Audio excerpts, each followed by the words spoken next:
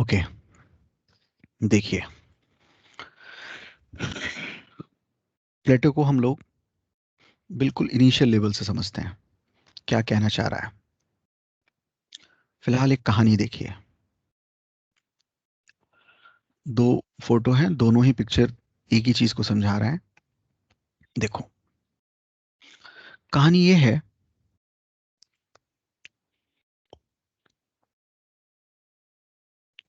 ये मेरा कर्सर भी दिख रहा हो आप लोगों को तो ये देखिए। कुछ कहानी यहां से शुरू होती है, एलेगरी ऑफ केव की। कि एक केव है, एक केव में कुछ लोगों को बहुत ही बचपन से ही जंजीरों से बांध के रखा गया है। जंजीरों में बांध के रखा गया है, ये देखिए।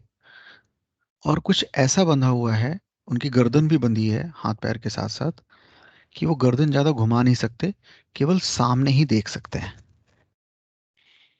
गर्दन बंधी हुई है, हाथ पैर बंधे हुए हैं, और बचपन से ही, जब से उनकी उन्होंने बहुत छोटे थे तब से ही, और ऐसे ही वो बड़े हुए हैं।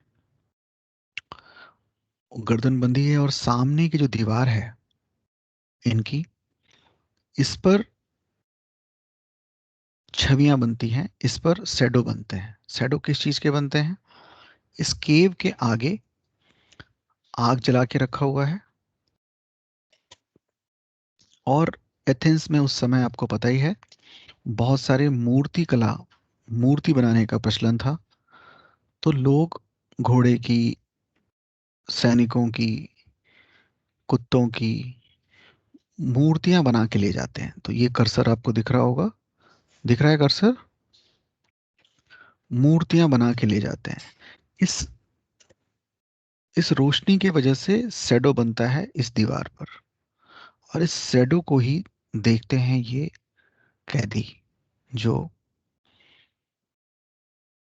यहाँ बैठे हुए हैं, बचपन से ही बड़े हो गए हैं इसी कैद में। इनको बाहर किसी दुनिया का नहीं पता। इनके लिए दुनिया होने का मतलब, इनके लिए दुनिया यही, जो शैडो है यही दुनिया है। शैडो को चलता हुआ देखते हैं, क्योंकि ये मूर्तियां लेके चल रही हैं, चल रहे हैं लोग। और ये इस शैडो को ही ओरिजिनल दुनिया समझते हैं, क्योंकि इनका इसी का अनुभव है। यहां तक बात समझ में आई सबके? बात समझ में आ रही है? जी सर। तो ये कैदी हैं जो हमेशा से ही बचपन से जंजीरों में बंधे हुए हैं। अब बड़े हो गए हैं, बुढ़े हो भी, उसमें से कई लोग जवान और बुढ़े भी हो गए हैं। बट इनकी दुनिया यही है, ये जो सामने देखते हैं, इसी को वो रियल समझते हैं। ऐसे में क्या होता है, एक कैदी को की जंजीरें खोली जाती हैं, या वो खोल लेता है, जो भी आप समझें। और वो बाहर निकलता है इस केव से, बाहर निकलता है। केव के बाहर की दुनिया पहली बार देखता है। पहले तो सूरज को देखता है, आंखें इसकी चुंधिया जाती हैं, आंखें खोल नहीं पाता ये, काफी कष्ट होता है। पीछे भागने का मन होता है, भागता भी है, बट बड़ा ही जिज्ञासा और हिम्मत वाला आदमी है। आगे बढ़ता है, थोड़े समय के बाद जो आंखें हैं वो इस नई रोशनी में एडजस्ट हो जाती हैं। केव से बाहर निकलता है। देखो, इस वाले पिक्चर में वो केव से बाहर आ गया है, सूरज से आंखें इसकी एडजस्ट हो गई हैं। जब ये बाहर निकल कर देखता है, तो बिल्कुल अलग दुनिया देखता है, जिसको वो घोड़ा, हाथी, पेड़, मनुष्य समझ रहा था केव के अंदर उन शैडोज को, उससे बिल्कुल अलग दुनिया है। इस दुनिया में जो भी शैडो था, उससे बिल्कुल अलग रियल दुनिया है। और वो अलग अलग चीजों को देखता है। घोड़े का अब तक उसने, इस पिक्चर में देखो, केवल घोड़े का शैडो देख रहा होता है, वो भी खिलौने घोड़े का, स्टैचू का। इस दुनिया में आकर वो घोड़ों को देखता है, रियल घोड़ों को। रियल ह्यूमन बीइंग को देखता है, सब कुछ अलग। जो भी जानता था उससे हजारों गुना, लाखों गुना बेहतर। दौड़कर, कुछ समय के बाद दौड़कर गुफा में जाता है, ताकि अपने दूसरे जो उसने देखे थे कि और लोग भी बंधे हैं, उनको बताए कि अरे तुम लोग जिसको रियल दुनिया समझ रहे हो, वो तो कुछ भी नहीं है, वो तो खिलौने का भी शैडो है। तो कहता है कि मैं तुम लोगों की जंजीरें खोलता हूँ, मैं तुम लोग को आजाद करता हूँ, और मैं तुम्हें नई दुनिया के बारे में बताता हूँ। कोई इसको मानता है, लोग इससे नाराज हो जाते हैं। एक जंजीर से बंधे हुए लोग क्यों नाराज होते हैं? कहते तुम पागल हो क्या? तुम जरूर बाहर गए हो, तुम्हें कुछ, तुमने नशा कर लिया है या पागल हो गए हो, और हमें भी भ्रष्ट करना चाह रहे हो। अरे हम देख रहे हैं सामने, यही है दुनिया, इतनी बढ़िया दुनिया है। देखो हमने अपने जंजीरों को भी, वो अपनी जंजीरों को चमकाते रहते थे, बड़े खुश रहते थे, क्योंकि बाहर और तो कुछ पता नहीं था इनको। तो चमकीली जंजीर है हमारे, कितना बढ़िया है, तो पता नहीं क्या पागल हो गया और हमें भी पागल करना चाहता है। अगर हमारे जंजीर खुले होते ना, तो हम तुझे मार डालते। पता नहीं कहाँ की बहकी बातें कर रहा है। प्लेटो इस कहानी के जरिए कहता है कि इनके ये जंजीर से बंधे हुए थे, बट सोक्रेटिस के टाइम, इसके जो वेलवेट गुरु हैं, सोक्रेटिस के समय इनकी जंजीरें खुली थी, और इन लोगों ने इस दुनिया की बात करने वाले के, रियलिटी की बात करने वाले को, उन लोगों ने, क्योंकि उनकी जंजीरें खुली थी, उनको मार डाला। इसको भी मार डालेंगे, बस अगर जंजीर खुल जाए तो। प्लेटो इस कहानी के माध्यम से पूरी अपनी थ्योरी को गढ़ता है, अपनी थ्योरी को समझाने की कोशिश करता है। यही है प्लेटो का द एलेगरी ऑफ कीव, जिसमें वो बताता है कि सारी की सारी जो अनएथिकल बातें हैं, वो इसलिए हैं क्योंकि हम एथिक्स को, हम नॉलेज को, जो हमारा अनुभव है, केवल उसी को समझते हैं। जरूरत है गुफाओं से निकलने की। निकलने में कष्ट होगा, जरूर होगा, कंफर्ट जोन टूटेगा, क्योंकि आप कितने भी कष्ट में हो, कुछ समय के बाद उसमें कंफर्टेबल हो जाते हैं। आप चेंज से डरते हैं, चेंज आपको डराता है। मैं एक एग्जांपल, मुझे अपना खुद का एग्जांपल मैं देता हूं, ताकि आप भी अपने आसपास चीजों को ऑब्जर्व करके सीख सकें। मेरा एक दोस्त था, ठठेरा मोहल्ले में रहता था, लखनऊ में। अब शायद वो मोहल्ला है या नहीं, पता नहीं। ठक ठक ठक ठक के उसकी आवाज होती रहती थी उसके मोहल्ले में। वो पीतल और बाकी का पूरा मोहल्ला काम करता था। मुझे लगता था, जब जाओ तो मुझे लगता है सिर पे कोई मार रहा है, ठक ठक ठक, और उन लोगों को पता ही नहीं चलता था।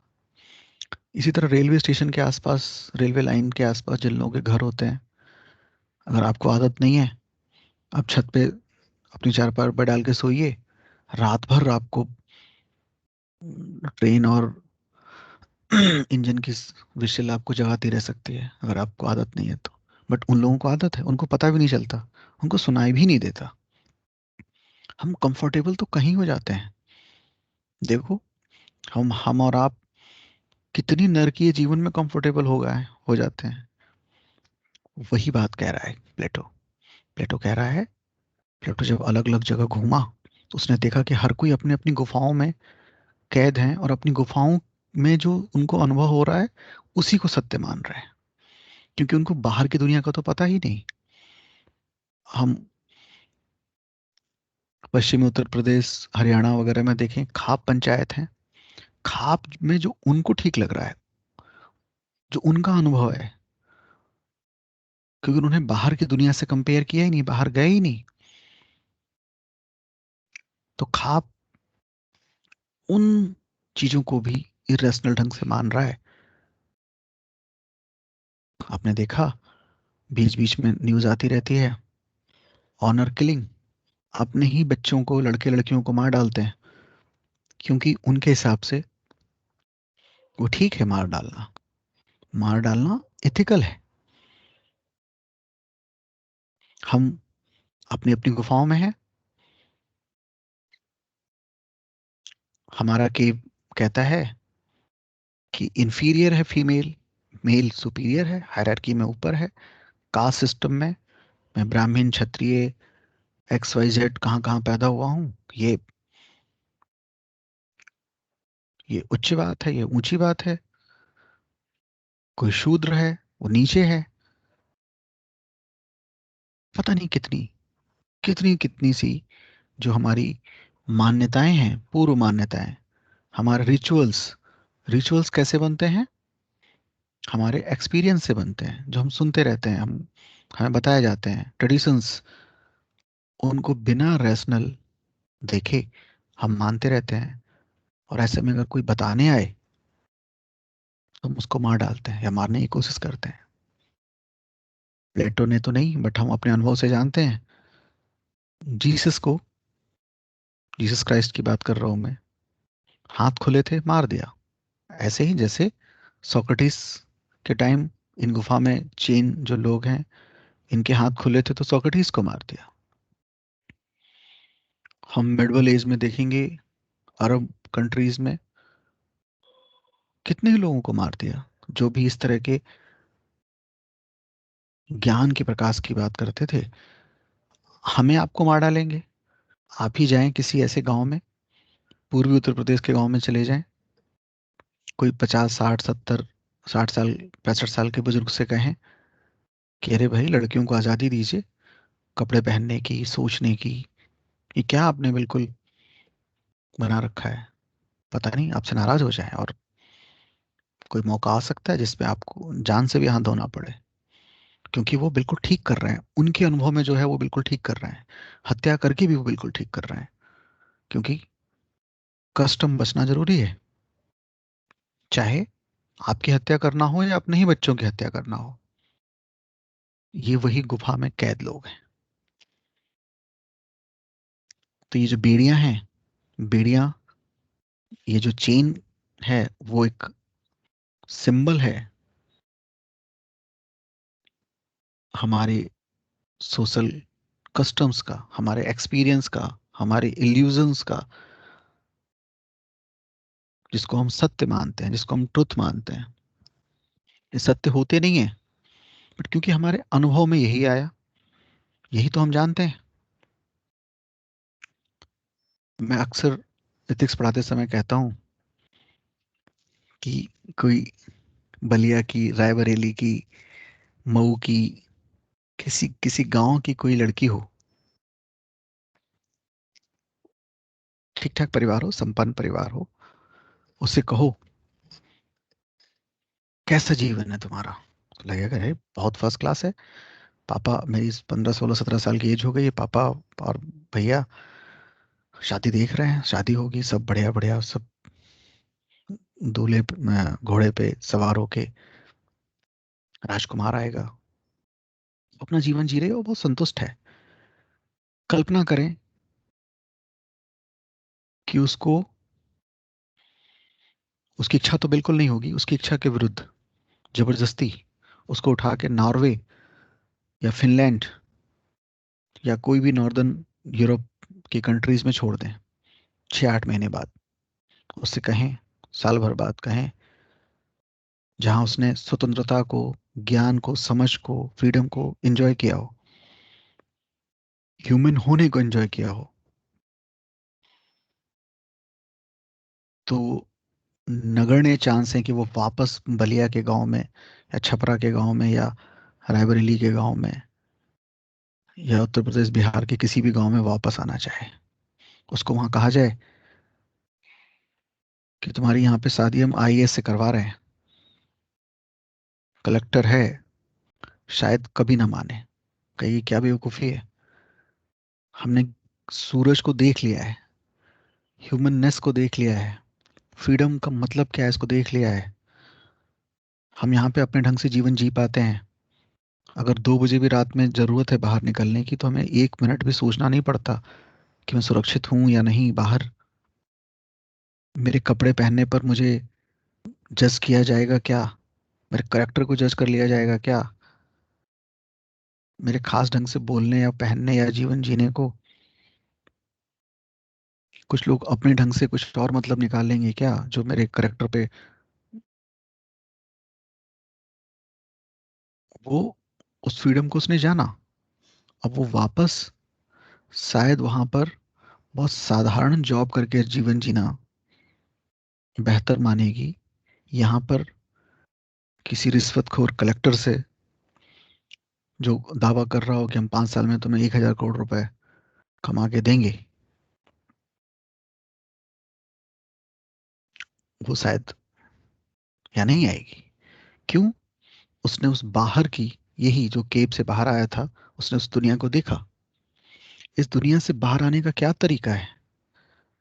इस केव की दुनिया से बाहर आने का क्या एक्सपीरियंस तरीका है, या इंटेलेक्ट, क्या अनुभव तरीका है, या रैशनलिज्म, रैशनैलिटी? बताओ।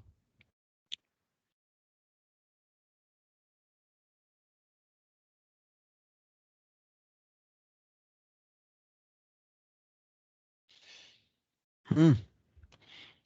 इंटरेक्ट इंटरेक्टिव ब्रो क्लास को रखो भाई।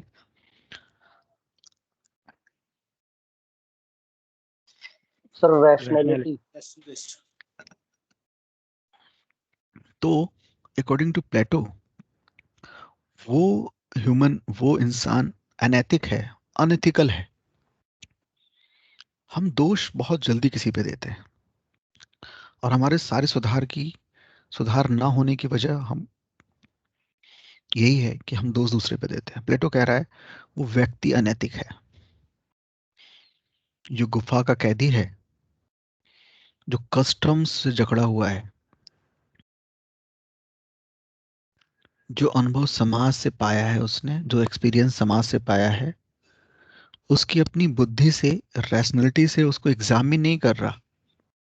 ये समाज इस केव की तरह, गुफा की तरह है, और बेड़ियां, ये जो चेन थे सारे डिफरेंट चेन्स, ये कस्टम्स की तरह है। तो अकॉर्डिंग टू प्लेटो सभी तरह की अनएथिकलिटी का, सभी तरह के अज्ञान का जो सोर्स है वो है सोसाइटी। सोसाइटी के वो कस्टम्स जिसको आपने रैशनलिटी पे नहीं कसा है, जिसको एग्जामिन नहीं किया है। पहली क्लास में मैंने बताया था एरिस्टोटल, सॉरी, सोक्रेटिस, सोक्रेटिस क्या कहता है? अनएग्जामिन्ड लाइफ इज, क्या कहता है? अनएग्जामिन्ड, यस, अनएग्जाम्ड लाइफ को एग्जामिन करने की जरूरत है।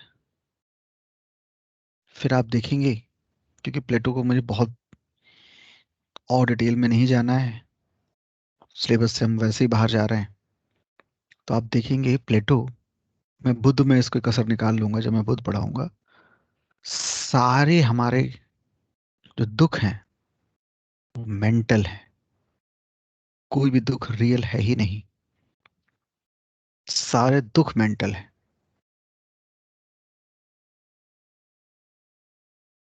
लेकिन अभी थोड़ी जल्दी होगी ये बात कहना, स्टेटमेंट आपको लगेगा कि सीधे कंक्लूजन पे पहुंच गए, बट धीरे धीरे मैं जब,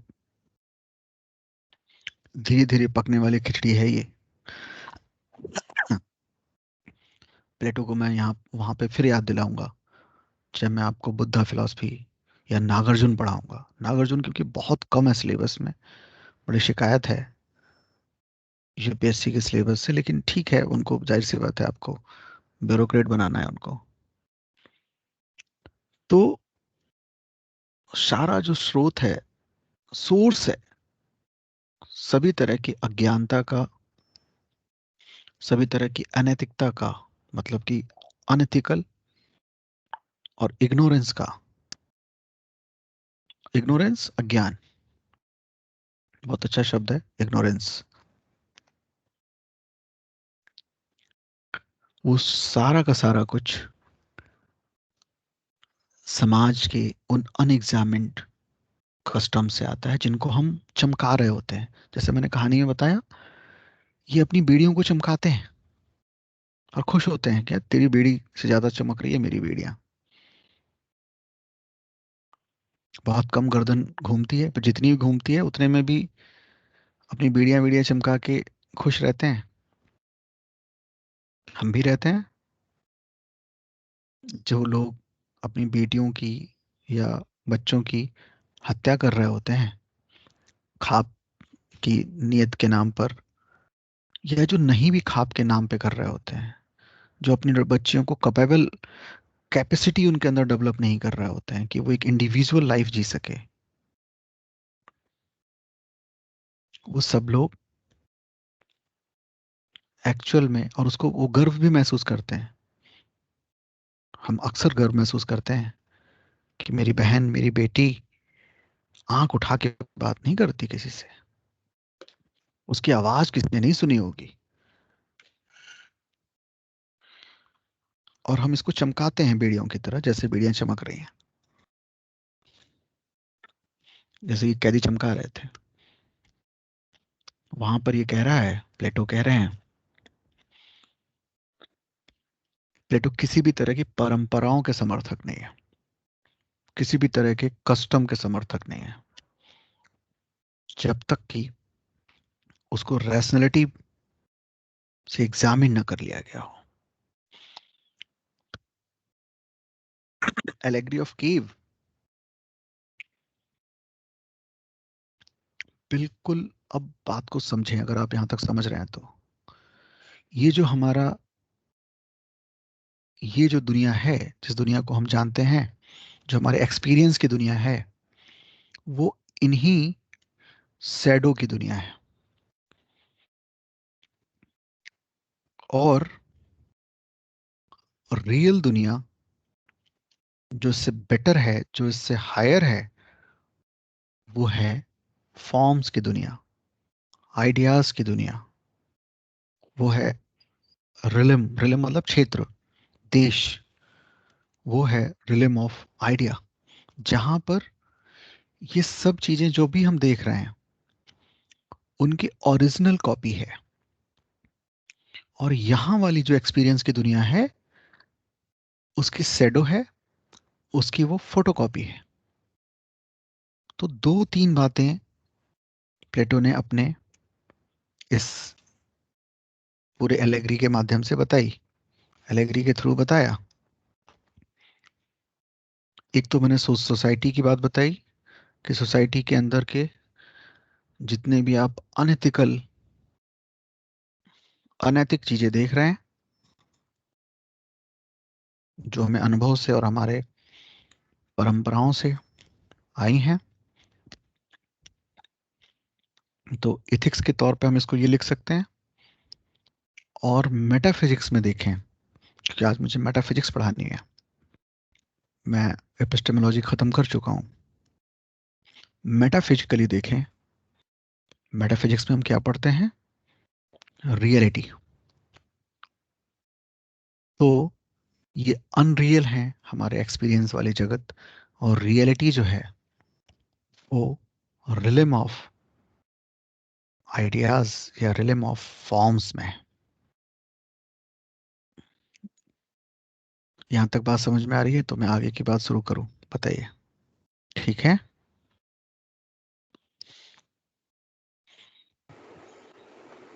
यस सर।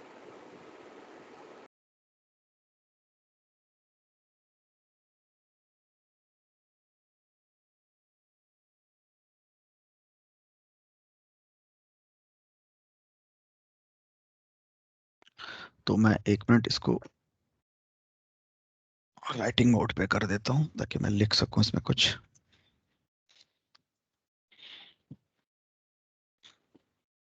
जहां जो बात समझ में ना आए, हालांकि रिकॉर्डिंग हो रही है, फिर भी आप इंटरेक्ट रहेंगे। जरूरत पड़ेगी मैं अलग से रिकॉर्ड कर दूंगा बाद की क्लासेस के लिए, पर अभी इंटरेक्ट रहें, इंटरेक्टिव बने रहें। तो अब हम बात पढ़ रहे हैं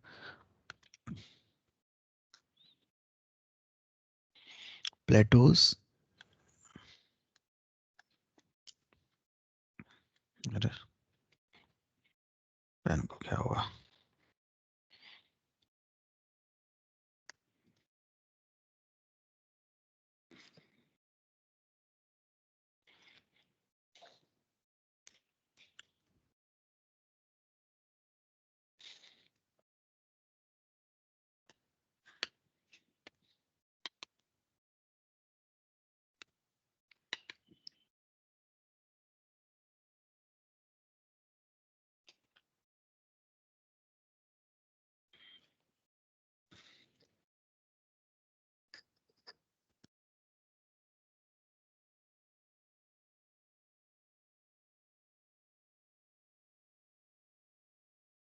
हाँ, आवाज आ रही है मेरी?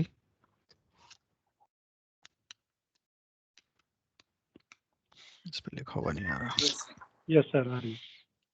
लेकिन ये पैड कुछ हैंग हो गया है।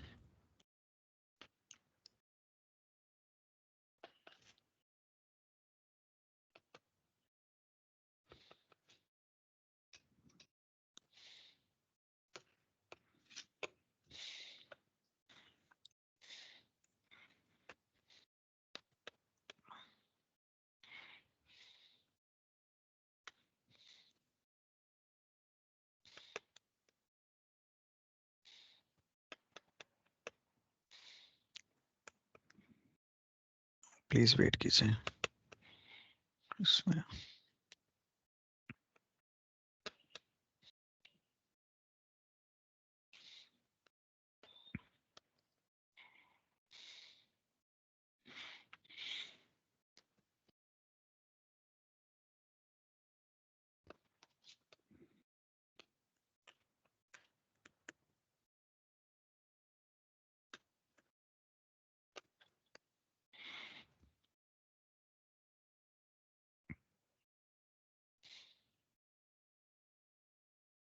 हम्म,